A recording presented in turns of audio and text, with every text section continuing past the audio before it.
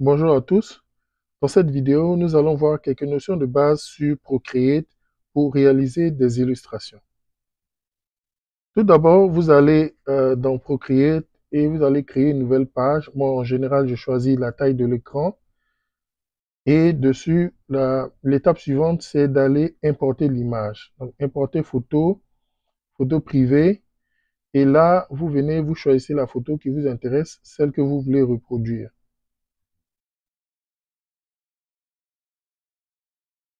Donc là, vous sélectionnez l'image qui vient et tel que vous le voyez sur l'écran, l'image vient avec déjà l'option, la flèche qui est en bleu, qui est sélectionnée et qui vous permet de redimensionner l'image sur la feuille telle que vous le voyez ici. Donc en général, ce que moi je fais, je vais agrandir au maximum pour que cette image apprenne toute la feuille, quitte à plus tard à réduire la taille si nécessaire.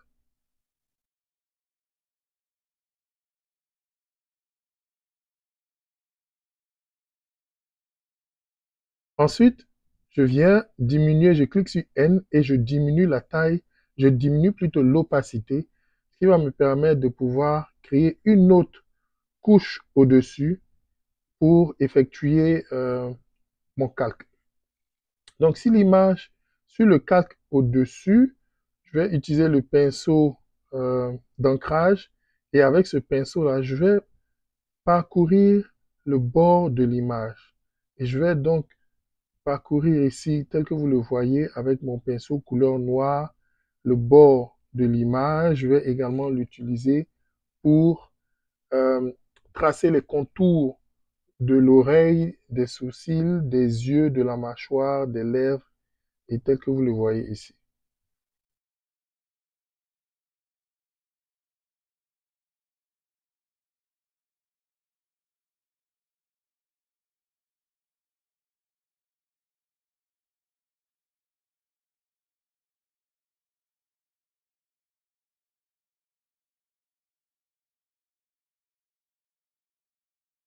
Voilà, maintenant que mon contourage est pratiquement fini, je vais créer une nouvelle couche.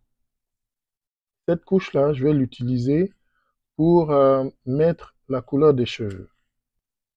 Sur mon nouveau calque, je vais choisir de prendre la couleur grise et je voudrais la changer après.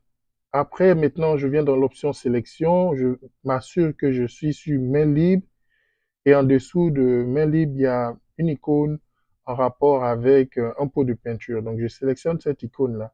Ça va me permettre de pouvoir contourer la zone d'insertion des cheveux. Donc, la zone des cheveux, ici, je vais la contourer. Et vu que je suis en mode main libre, je suis libre de à contourer comme je le veux.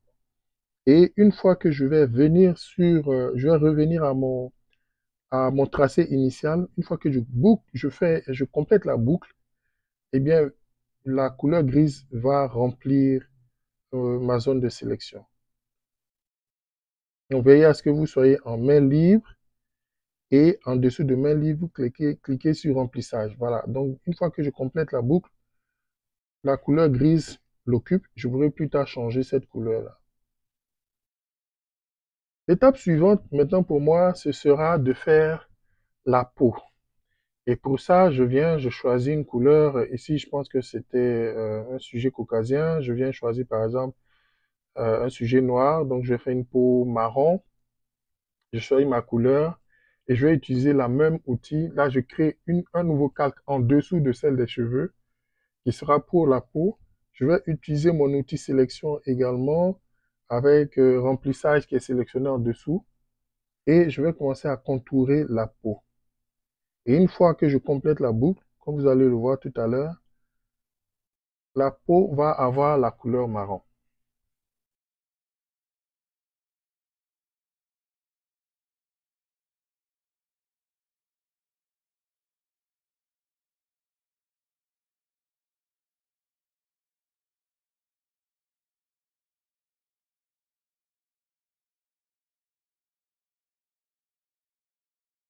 Voilà, la couleur marron apparaît et l'étape suivante, ce sera de faire de même sur les sourcils. Et là, je me remets sur le calque des cheveux pour remplir la zone des sourcils et après je vais faire également la zone des yeux.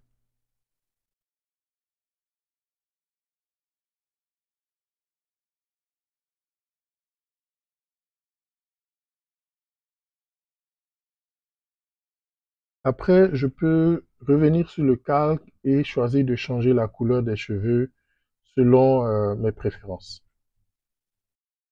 Pour l'étape suivante, je vais choisir de combiner euh, la, la couche des cheveux avec la couche de la peau.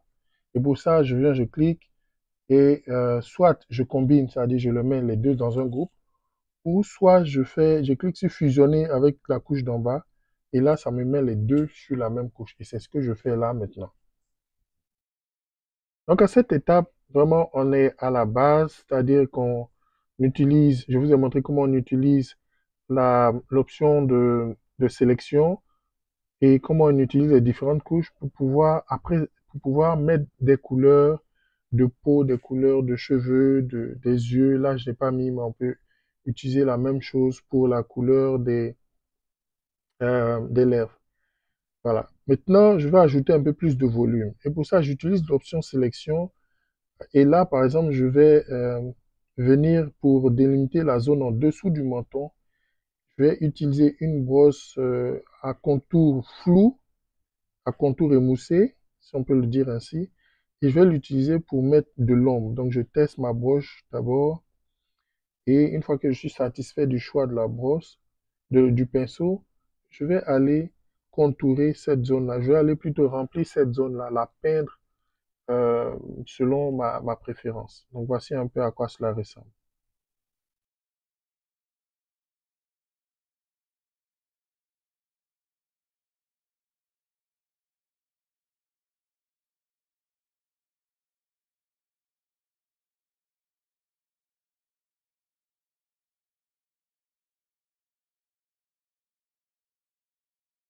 Après le pinceau, j'utilise aussi l'option Smudge, qui c'est un peu comme quand on met le fond de teint chez les femmes. On l'utilise pour pouvoir élargir, pour pouvoir étendre la zone euh, pour mixer la couleur et étendre la zone de notre coloriage. Donc, je l'utilise souvent pour faire un peu un dégradé de peau.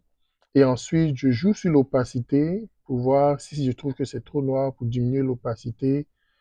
Et comme vous le voyez ici, une fois que je diminue l'opacité, je regarde en fonction de ma préférence et je m'arrête là où je suis satisfait. En dehors de cela, quelquefois aussi, pour pouvoir bien atténuer le dégradé, je vais dans l'option ajustement et j'ai choisi le flou gaussien. J'utilise l'option de flou gaussien pour pouvoir diminuer, tel que vous le voyez là, pour diminuer l'opacité et rendre le dégradé encore plus subtil. Pour ma dernière étape, je vais créer un nouveau calque et je vais utiliser le pinceau avec la couleur verte. Je vais utiliser cela pour pouvoir faire des délimitations de la région du crâne et de la face, voilà, conformément à ce qui est sur l'image de base.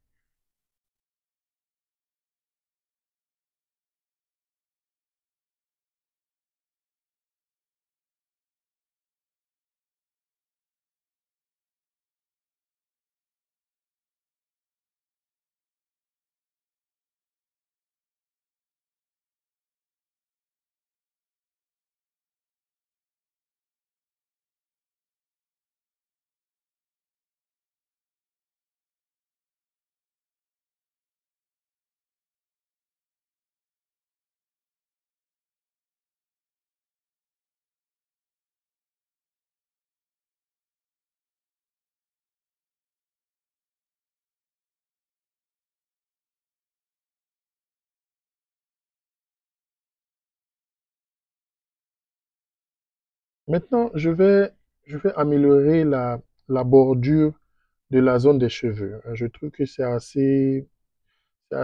peu trop visible, quoi. Donc, je vais mettre un peu de dégradé au niveau des bords.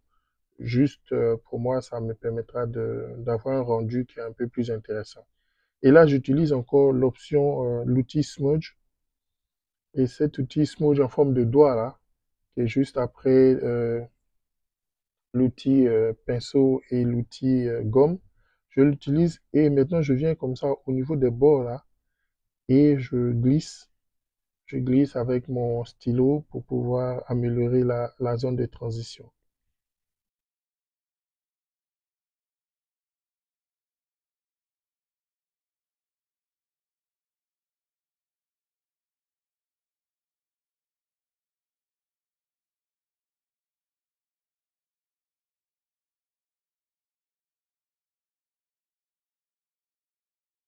Maintenant, je suis satisfait de mon rendu final. Je peux maintenant penser à exporter mon dessin. Et pour ce faire, je vais dans l'option Action, je regarde dans Time-lapse et ça me permet de revoir les différentes étapes de mon dessin. Si je suis satisfait avec cela, je clique sur Terminer et puis j'exporte. Ça me permet d'exporter ma vidéo et aussi je vais utiliser l'option d'exporter et l'exporter comme un fichier JPEG pour archivage. Voilà, je finis de l'exporter, je choisis de le mettre dans ma galerie. Et voilà, donc c'est ce tuto que je voulais vous montrer qui est vraiment une étape de base minimum pour pouvoir faire vos illustrations. Il y a plein d'autres tutos plus avancés, mais déjà avec celui-ci, vous pourrez faire des dessins de base. Merci encore et puis à bientôt.